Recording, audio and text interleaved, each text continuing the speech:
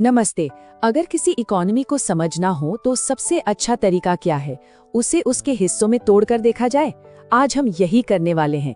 भारतीय अर्थव्यवस्था के 3 मेन सेक्टर्स को समझेंगे और हाँ, एक बहुत बड़ी पहेली भी सुलझाएंगे जो नौकरियों से जुड़ी है। तो चलिए सीधे सीधे डेफिनेशन पर नहीं कूदते, पहले कहानी देखते हैं। एक ऐसा सफर जो हमारे आसपास रोज ही होता है। मान लीजिए एक बिस्किट, वो हम तक पहुंचता कैसे है? सबसे पहले खेत में गेहूं उगता है, फिर एक फैक्ट्री उस गेहूं को आटे में पीसती है और उससे बिस्किट बनाती है, और आखिर में ट्रक उन बिस्कुट को दुकान तक पहुंचाते हैं जहां से हम सब उन्हें खरीदते हैं। है ना सिंपल? पर ये जो सिंपल सी प्रक्रिया है ना, यही किसी भी इकोनॉमी के 3 सबसे जरूरी हिस्सों को एकदम साफ साफ दिखा देती है। तो पहला स्टेप क्या था? गेहूं उगाना। ये आता है प्राइमरी सेक्टर में, जिसे हम प्राथमिक क्षेत्र भी कहते हैं।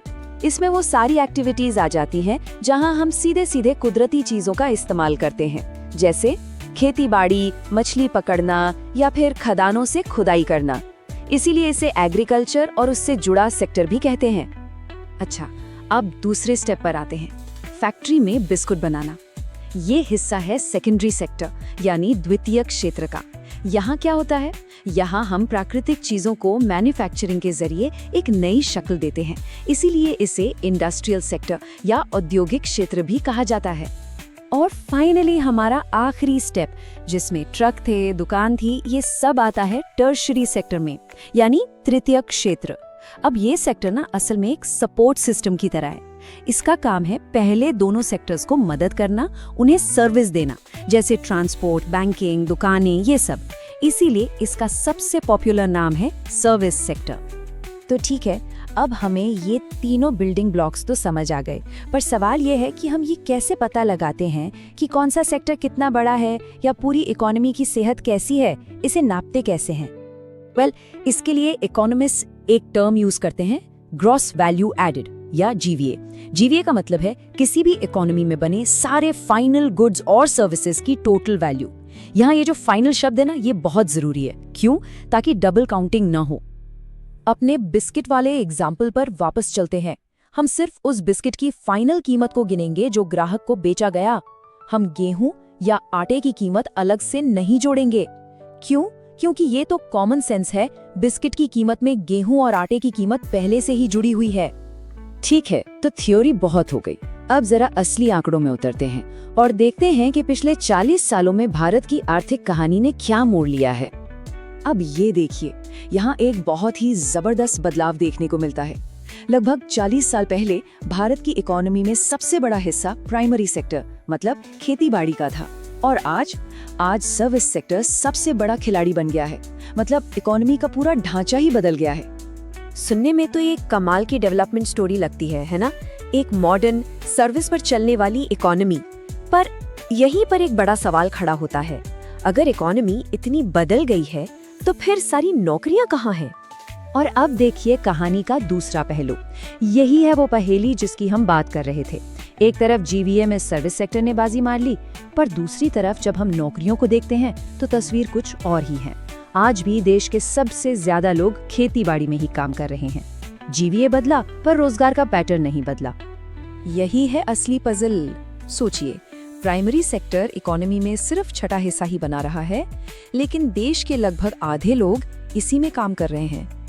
इसका सीधा सा मतलब क्या हुआ? मतलब ये कि खेती-बाड़ी में जरूरत से कहीं ज्यादा लोग लगे हुए हैं। अर्थशास्त्र में इस सिचुएशन को कहते हैं डिस्गाइज्ड अनएम्प्लॉयमेंट या छिपी हुई बेरोजगारी। मतलब लोग काम करते हुए तो दिख रहे हैं, पर असल में उनकी जरूरत नहीं है। जैसे एक छोटा सा खेत है जिसे संभालने के लिए सिर्फ 3 लोग काफी हैं, पर उस पर घर के 5 लोग काम कर रहे हैं। अगर उन 2 एक्स्ट्रा लोगों को हटा भी दिया जाए तो भी पैदावार पर कोई फर्क नहीं पड़ेगा। यही है छिपी हुई बेरोजगारी।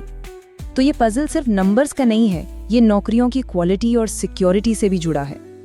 इसे समझने के लिए 2 लोगों की कहानी देखते हैं, कांता और कमल।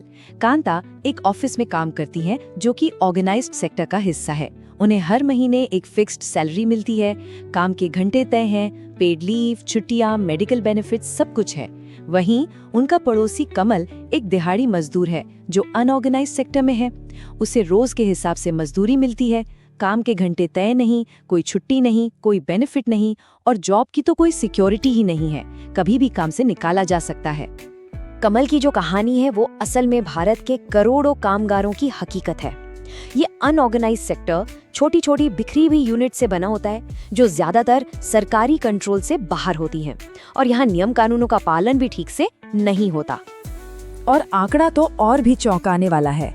भारत के 80% से ज्यादा, जी हाँ 80% से ज्यादा वर्कर्स इसी अनऑर्गेनाइज्ड सेक्टर में हैं, जहां कम पैसे और जॉब की कोई सिक्योरिटी नहीं है।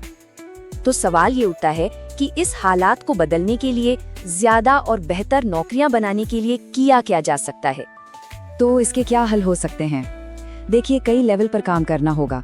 जैसे खेती को ही बेहतर बनाया जाए, सिंचाई के लिए कुएं और नहरें बने, किसानों को सस्ता कर्ज और सामान रखने के लिए कोल्ड स्टोरेज जैसी सुविधाएं मिलें, गाँव में सड़कें बने ताकि किसान अपना माल बाजार तक आसानी से पहुंचा सकें।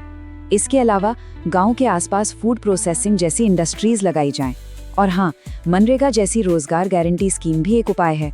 और इन सब के साथ साथ एजुकेशन और हेल्थ में इन्वेस्ट करना बहुत जरूरी है, क्योंकि वहाँ भी लाखों नौकरियां पैदा हो सकती हैं।